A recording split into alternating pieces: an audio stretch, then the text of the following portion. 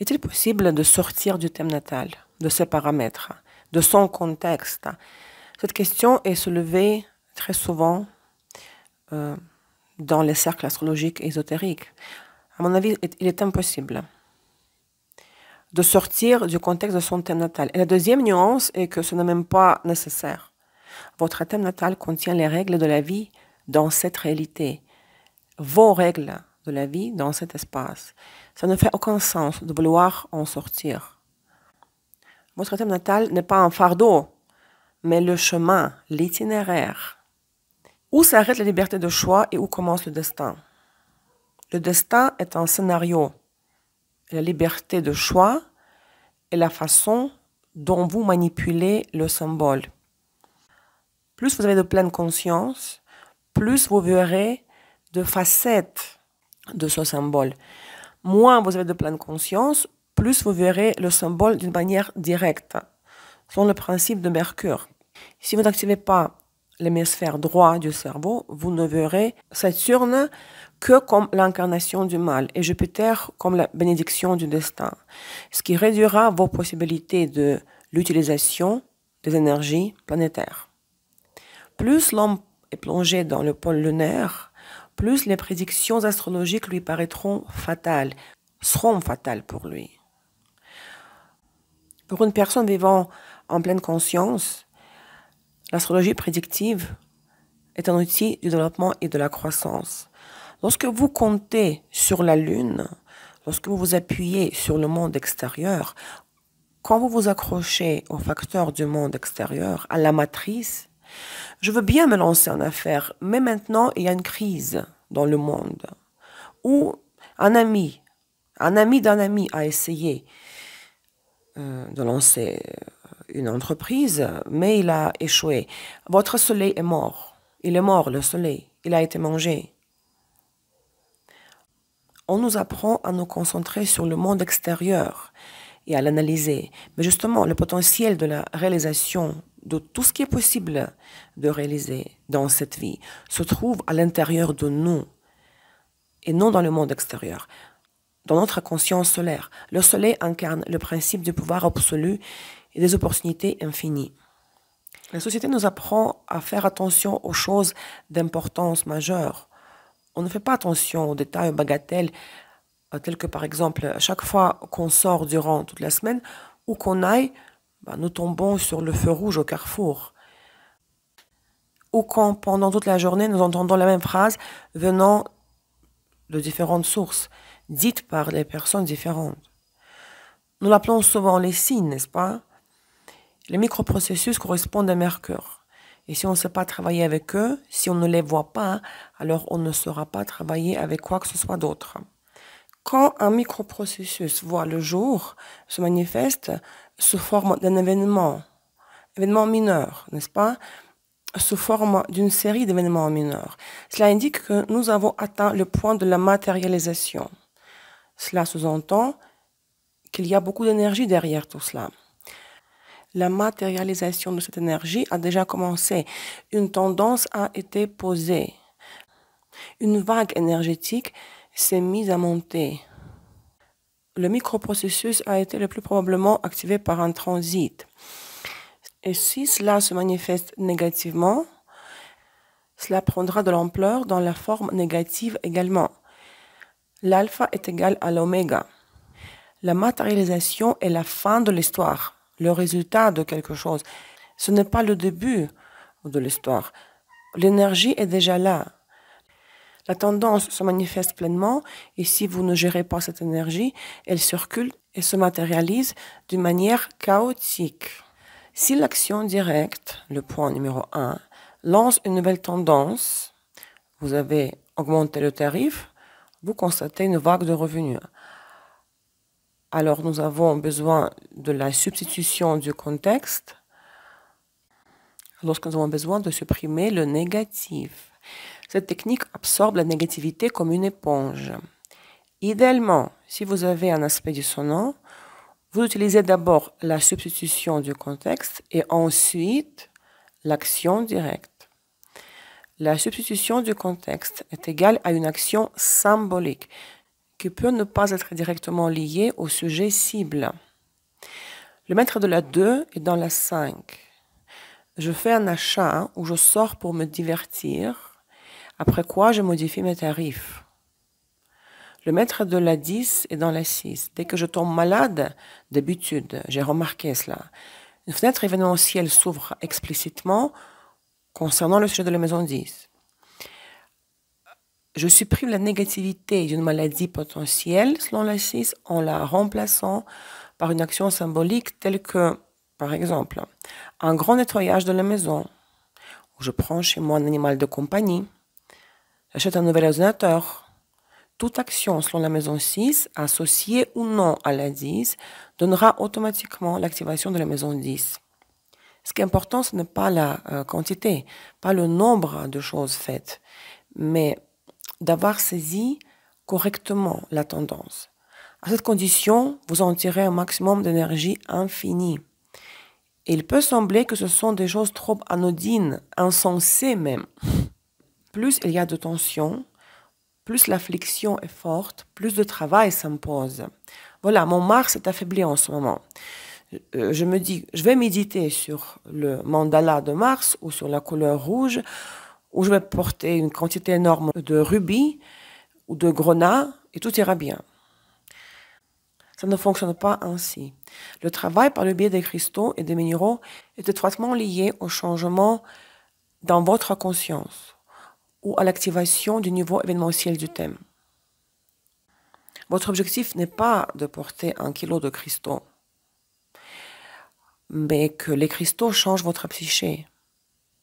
Le modèle ou the pattern, le mot anglais pattern, de votre psyché qui est responsable de Mars, car toute planète altérée représente un modèle ou un pattern altéré de la psyché. C'est en quoi consiste la fatalité de l'astrologie. L'énergie n'ira nulle part et elle ne disparaîtra pas. Nous y ferons face de toutes les manières. Au niveau supérieur de l'analyse astrologique, il n'y a pas de classification des événements qui se produisent en bon et mauvais. Du point de vue du destin, tout événement se produit au niveau énergétique. Un événement selon Pluton, c'est un événement plutonien. Un événement selon Jupiter, un événement jupitérien. Vous le rencontrerez de toutes les manières, vous le vivrez. L'événement se produira. La seule question est de savoir comment cette énergie va passer à travers vous et comment vous pourrez interagir avec elle. Un avertissement très important, il ne faut pas porter les cristaux correspondant à la planète au sommet du carré hanté, si vous avez cette figure dans le thème. C'est un point méga tendu. L'énergie dissonante est concentrée au maximum au sommet du carré hanté et elle va exploser si vous portez le cristal de cette planète. Il vaut mieux aller pour l'action symbolique, la substitution du contexte. Si vous avez Mars au sommet du carré hanté et que vous portez des cristaux rouges, vous allez attirer de nombreuses situations de conflit et de danger. Saturne, le Morion, il faut le porter après 29 ans, après le premier retour de Saturne. Si la personne est un personnage saturnien, elle peut porter le Morion plus tôt, mais après 24 ans, car le cristal est très agressif. Les anciens en avaient peur, ils croyaient qu'elle absorbe toutes les énergies. L'agate noire est neutre, les saphirs noirs, les saphirs bleu foncé. Et avec une opposition, si vous avez une opposition, vous allez aimer les cristaux du transformateur. Si c'est une opposition entre deux planètes personnelles, l'une d'elles va être plus forte que la planète base. Donc le natif la ressent comme le transformateur et il lui semble qu'il n'y a pas assez de transformateurs, qu'il faut en rajouter, d'où l'attirance par les cristaux de cette planète. Et il n'aime pas en plus les cristaux de la planète opposée, de la base. Quand est-ce qu'on fait appel aux cristaux et minéraux? Lorsque la planète se trouve dans le signe de son exil ou de sa chute symbolique. Et encore, nous le faisons si la personne a un soleil éteint. La personne ne vit pas en pleine conscience.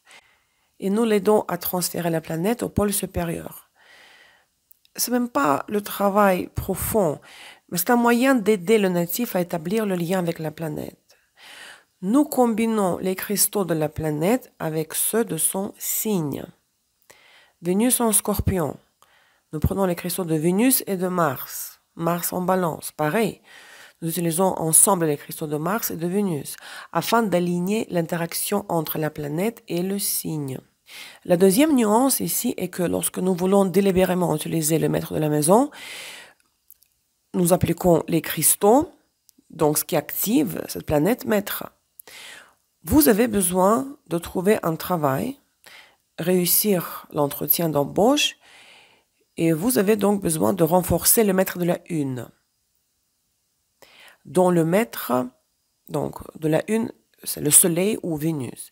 Dans ce cas, il faut porter le cristal de Vénus ou du soleil pendant une semaine, pas le jour même, 5-7 jours avant l'entretien. Ou si vous voulez faire un bon achat, ne pas manquer un bon deal, portez le cristal de la maison 5, du maître de la maison 5, pendant quelques jours. Si vous activez le maître de la maison 10, et si la maison 10 est forte, ça donnera un effet très puissant. Mais si la maison 10 est de force moyenne, alors il aura un micro-événement. Le patron vous dira tout simplement « bravo pour le travail », mais il n'y aura pas de promotion, pas forcément de promotion. Et en plus, il faut faire une action symbolique. Le port seul du cristal ne suffit pas. Notre remarque, si vous avez une planète en conjonction avec l'élite, les cristaux sont interdits catégoriquement. L'élite rend la planète inconsciente. Et s'il y a un moment de l'absence de la pleine conscience, il aura une explosion négative, même si la planète est harmonieuse. Ok, si vous avez besoin de percer une situation très spécifique, percer d'une manière, de la façon très forte, percer pour atteindre un objectif inatteignable. Alors là, oui, vous pouvez porter le cristal de la planète en conjonction à l'élite, mais il faut être très prudent. Quand certains clients attendent de l'astrologue l'effet de la clairvoyance, vous devez approcher les questions depuis l'angle lunaire. Comprendre quel type de personne vous avez devant vous, avec qui vous travaillez. Si la personne ne vit pas dans la pleine conscience, même si vous lui parlez pendant 2 heures du potentiel de son thème, ça ne servira à rien.